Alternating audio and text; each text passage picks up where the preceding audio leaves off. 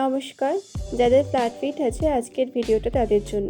তো প্রথমে পাটাকে এরকম সমান করে রেখে তারপর মুড়িয়ে ওপর দিকে উঠিয়ে 10 সেকেন্ড মতন হোল্ড করে আবার এটাকে রিল্যাক্স করে দিতে হবে। এরকমভাবে 10 বার করে করতে হবে, 3টে সেট করতে হবে।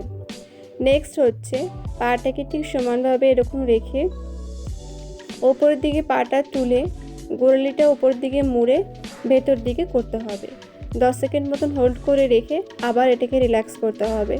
10 বার করে করতে হবে। অন্য পাটাও একই পদ্ধতিতে একই প্রসেসে করতে হবে।